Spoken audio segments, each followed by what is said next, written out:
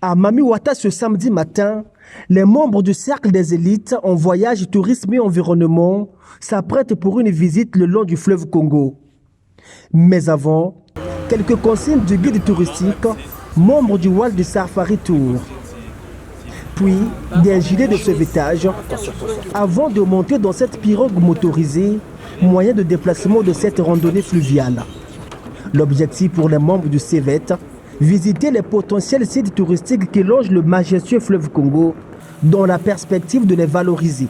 Le CFTE a pour ambition justement de développer le secteur touristique au Congo en travaillant avec les différents acteurs.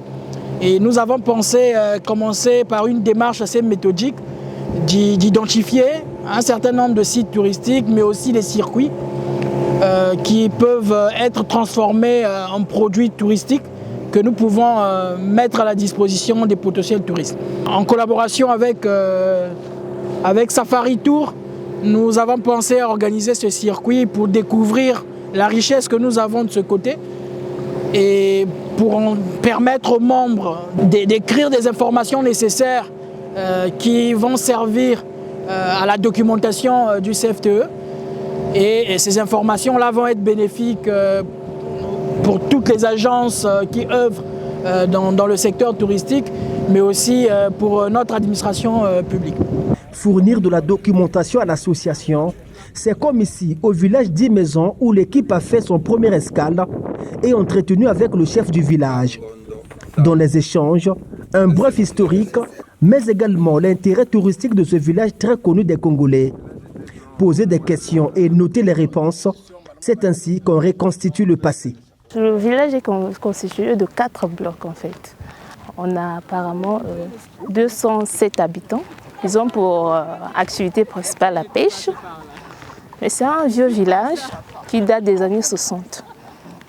Et ça continue jusqu'à aujourd'hui. C'est un site touristique vraiment très beau. Un très beau site touristique. Après 10 maisons, direction les profondeurs du fleuve Congo. Les visiteurs ont promené leurs yeux à travers les magnifiques paysages qui bordent le deuxième fleuve le plus puissant au monde. Vue de certaines infrastructures construites non loin du fleuve, mais également et surtout des vues imprenables des espaces naturels ainsi que les profondeurs du fleuve. On ne peut pas parler du Congo sans le fleuve, on ne peut pas parler du Congo sans l'océan Atlantique.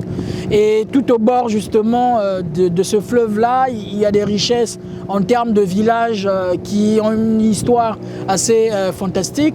Mais au-delà de ça, nous avons des sites impressionnants, nous avons des paysages à couper le souffle rien qu'en regardant.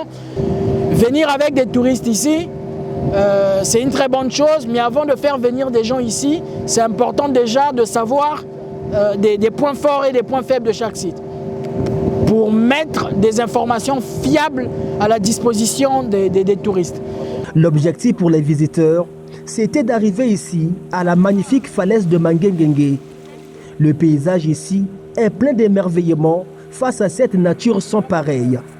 L'équipe arrive donc au village qui en réalité est un site touristique du nom de la falaise. Petit entretien avec le président de la jeunesse autour du quotidien des jeunes d'ici, avant d'aller à la rencontre du couple Ngwedi, l'un des premiers habitants de Mangengengue.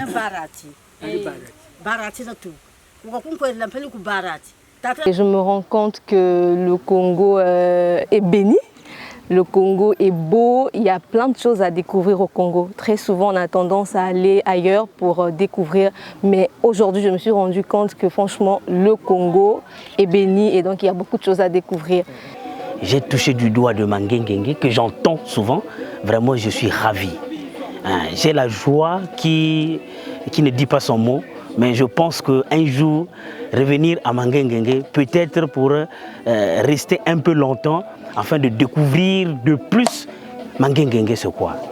Prendre conscience de la richesse touristique du Congo, c'est un travail que le Cercle des élites en voyage, tourisme et environnement fait depuis bien d'années. La vision de ce cercle est de ressortir une cartographie des potentiels sites et circuits touristiques susceptibles d'être valorisés. Un travail qui commence par l'identification, comme ce qui vient d'être fait ce samedi dans le district de l'île Mbamou.